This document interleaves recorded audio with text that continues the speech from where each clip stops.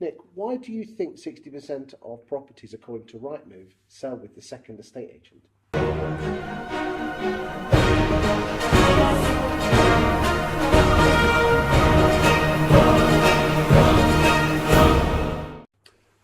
Well, the very glib and initial answer is because the first agent didn't do a very good job.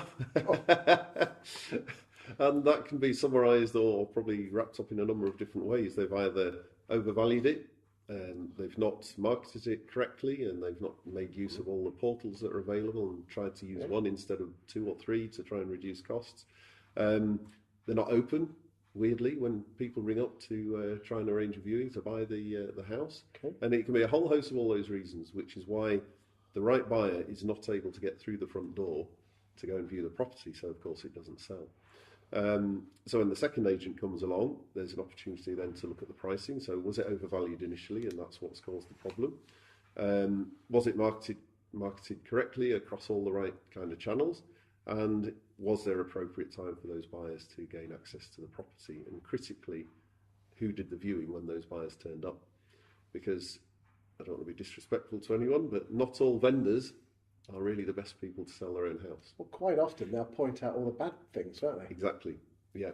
And they'll say all of the things that they've done on the house and all of the things that they love, but they're not listening to the buyer need and matching the features of the house to what the buyer is looking for, because they're more concerned about what they like about the house, and that's not the way to do it. Or they might say, oh, you know, the neighbours are a nightmare, or the roof's caving in, or it's a bit damp over in the corner. You might want to get that looked at, and all of the things you just talked about. Okay, are you implying therefore that estate agents should do all their viewings? Yes. Why is that? That sounds an awful lot of time. It is a lot of time. But if you're employing a salesman to sell your asset for you, then surely you should expect that salesman to sell that asset for you, not to devolve the responsibility back to you. But that's what I employ Bill for, the retired police officer who does a bit of company viewings for me. or young Jamie, Jamie who can turn up in the office Vauxhall Nova and just, he's got, just picked up the brochure as he walked up. Right, okay, yes, so we're going to open a big can of worms here, aren't we? Yeah, absolute nightmare. That's totally the wrong way to, and I know a lot of high street agents do this. It's not something that I subscribe to. So the way the Ewemove model works is that if you wanted to sell your house and I was the Ewemove franchisee, you'd call me around and say, Nick, I want you to come and do a valuation or appraisal on my house. I'd turn up, we'd have a chat. I'd give you a price that I think we could achieve for the house. And if you decided it was good and you liked me, you'd say, okay, Nick, go ahead, can you sell the house? That's where our model differs to everybody else's. Because what then happens next is really important. So if you're an online agent, then basically the rest of the job is over to you. You go on a portal and you decide when you're going to do viewings or what offers to accept. That's one end of the extreme. That's one end of the extreme. Then you've got the traditional high street agents, and that does vary because you've got some super premium, excellent high street agents out there without a shadow of a doubt, and they're going to survive long term for sure. They will take over the full extent of the work as Ewemove does. So what we'll do is I'll say, right, I'm going to take the photos now because I've been trained about how to take good quality professional property photos. I'm going to write the description, and I'm not going to be saying there's a radiator in the hall and it's got a boiler and a telephone point. Situated in the rolling countryside. And I'm not going to use any language that I wouldn't use with my mates down the pub. So I'm not going to say, you go through the entrance vestibule. I'm not going to say that because I wouldn't say it down the pub to my mate. So that's the wrong language to use. So I'm going to get all of this stuff right. And it's going to reflect what I've learned from you about the house. Then I'm going to put it online. It's going to go on Rightmove, Zoopla, prime location, on the market potentially as well. And people are going to want to come and view the house, maybe from people that I've got who I know are interested already that I'll talk to, or new inquiries coming in. Now, if those inquiries come in over the weekend, somebody's going to pick the phone up at 3 a.m. on a Saturday morning saying hello, and they'll be able to take their details and book them a viewing. That won't be the franchisee though, will it? No, they won't, but it was 24/7. So if you work nights or if you work in a call centre, you can't use your phone all day, how is that individual going to contact you if they can't call you out of hours? So all of these things are going on. Then I'll call the viewer back if I haven't spoken to them already and qualify them carefully. I'll understand what the budget is, have they got the mortgage, have they got the house sold already, why they want to view that house, what is it that they're looking for, all this kind of stuff. And then when they come to do the viewing, it's me that opens the front door and says, hello, come on in, let me show you around the house. What are you doing with the vendor? The vendor's going out, especially if they've got a dog. We're going to take the dog for a walk. or if they're at work, that's fine, the house is empty. But the vendor must not be in the house, absolutely without question. How's that? Because, I'll tell you in a second.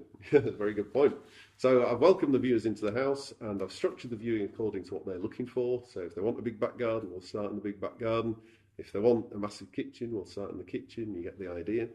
And if they love the house, I'm going to sit down around the kitchen table and I'm going to negotiate an offer in the house, right there and then.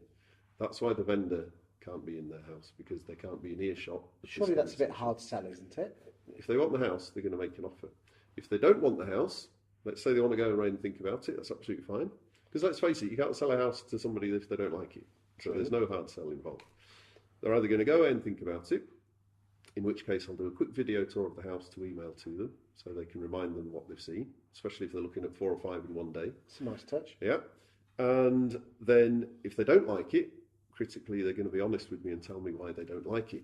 And that's just as valuable, because when you come home from walking the dog, or I ring you to say the house is empty, you're safe to return, I can have a chat with you and tell you what it is that viewer didn't like about the house. And if it's something that we agree that you can fix, we can fix it. If it's just to their taste and they don't like it, well, fair enough. Surely that's an awkward conversation to have with your vendor, isn't it? Awkward at all. If you're doing the right job, right, don't forget, at the appraisal, you and I have sat down, we've had a good old chinwag about what you want to do and what you want to achieve, and I've given you good quality, honest advice. If somebody comes back to you and says, I don't like the black paint in the back bedroom, because I've had this one, you may love the black paint in the back bedroom, because you might have used it, let's say you're into photography, you've used it as a little dark room. Well, if that's stopping the sale of the house, it's incumbent upon me to tell you. And you could say, look, we've got 2 choices. You can either leave it there and just accept that it's going to put some people off, or you can take the weekend to put some white paint over it and brighten it up a little bit, and then that should solve the problem that we're getting consistent feedback for, and you can sell your house.